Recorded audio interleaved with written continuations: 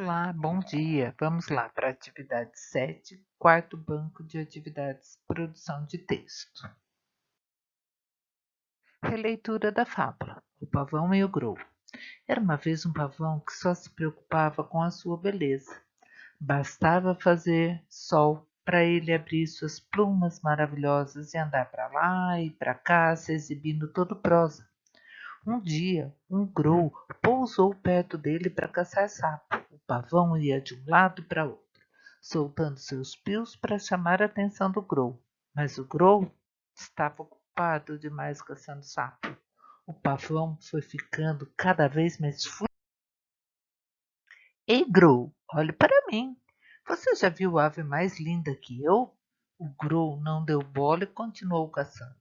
O pavão ficou louco de ódio com a indiferença do grou.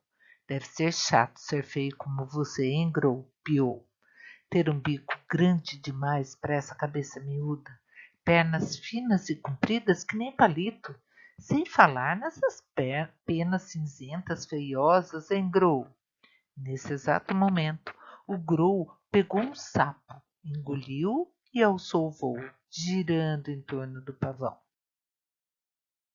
Não estou nem aí se você é bonito ou não, disse o grou. Eu posso voar, você não. Isso é que conta. E voou para longe, deixando o pavão com cara de bobo. A moral? Beleza sozinha não leva a lugar nenhum. A reescrita foi feita por Michel Morpurgo, Minhas Fábulas de Êxodo. E quem é Michel Morpurgo? Ele é um dos mais aclamados escritores britânicos de literatura infantil e juvenil. Escreveu cerca de 100 livros e ganhou vários prêmios citados aqui. E Êxopo quem é? Ele é o pai das fábulas.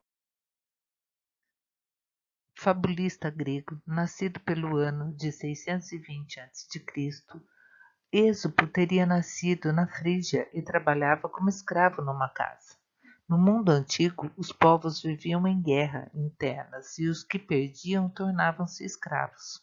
Muitos deles eram homens cultos, cientistas letrados que pertenciam à nobreza estrangeira e ao exército. Êxopo foi um deles. Culto, sábio e cientista, era um educador e um dos primeiros pedagogos que se tem notícia. Contava histórias em praça pública para o povo, pequenas historietas recolhidas na Pérsia e na Frígia, sempre com ensinamento ético e moral.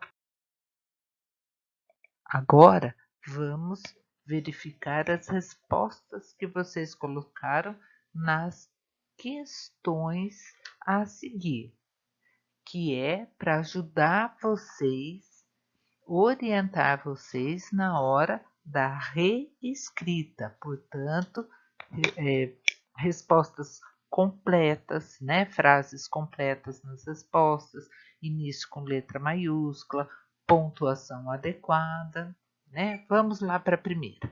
Onde se passa a história? A história se passa na mata, próximo a um lago. Por que eu coloquei essa resposta? Porque ela não está explícita na fábula, no texto. Mas não tem dois pássaros. Pássaros vivem onde?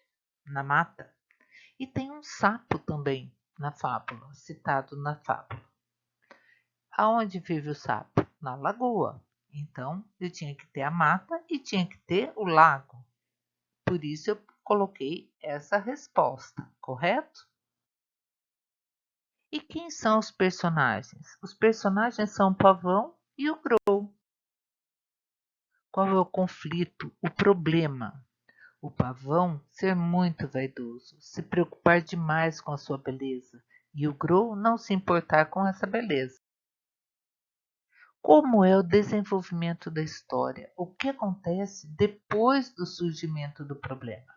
O pavão não se conforma com a indiferença do grou e tenta ridicularizá-lo, ou poderia colocar inferiorizá-lo ou diminuí-lo. E qual é o desfecho, o final dessa história? O grou sai voando, se desfazendo da beleza do pavão e dizendo que o importante é poder voar. O que você aprendeu com a fábula? é uma resposta pessoal. Aqui eu deixei alguns exemplos para vocês. Uma aparência modesta esconde, por vezes, uma pessoa de valor. Uma outra resposta possível: não nos devemos achar os melhores ou superiores aos outros. A reescrita, a estrutura da fábula, para vocês fazerem uma reescrita e da fábula, ela tem uma estrutura. Então vamos lá. Sendo a fábula um texto narrativo, é importante lembrar-se de que ela deve ter uma estrutura mínima, de começo, meio e fim. No início, apresentamos as personagens e a situação. Depois, desenvolvemos o texto de forma que as personagens interajam em torno de uma situação. E, por fim, criamos um final surpreendente que gere a reflexão dos leitores sobre o ensinamento, uma moral, a qual aparece no final do texto geralmente. Lembrem-se de colocar. Verifiquem, revejam a reescrita que fizeram e observem se seguiram a estrutura correta. Se necessário, arrumem. Utilize o quadro de critérios. Preencha na folha sim ou não. Critérios que vocês têm que ter verificado. Vocês colocaram o título? Na introdução, vocês apresentaram o personagem, o local que se passa a história e a situação? Depois de fazer a introdução, vocês elaboraram parágrafos com as ações dos personagens para o desenrolar da fábula? Você fez a conclusão da fábula? Elaborou um final para ela? Colocou a moral? Revisou a ortografia? Fez o recuo dos parágrafos? Colocou travessão quando introduziu as falas dos personagens? Iniciou frases com letra maiúscula?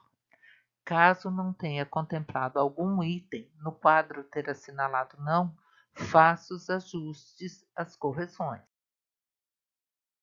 Leitura em voz alta. O que? O mar, o que é mar de ressaca?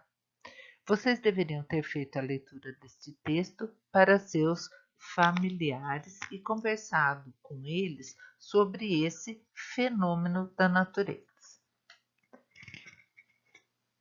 Feito isso, deveriam assinalar, grifar as informações que desconheciam e escrever no espaço que vocês tinham na folha as informações que acharam mais interessantes sobre esse fenômeno e fazer uma pesquisa sobre o mesmo e registrar no espaço abaixo. Deveriam ter feito, pois todos vocês têm acesso. Aqui eu deixei umas imagens de ressacas para vocês darem uma olhada como o mar fica agitado. Aqui eu fiz a minha pesquisa, não vou ler para não ficar cansativo, mas vocês podem ler a hora que tiverem um tempinho, que são informações, curiosidades bacanas. Olha lá. Assim, finalizamos o quarto banco de atividades de português. Até breve.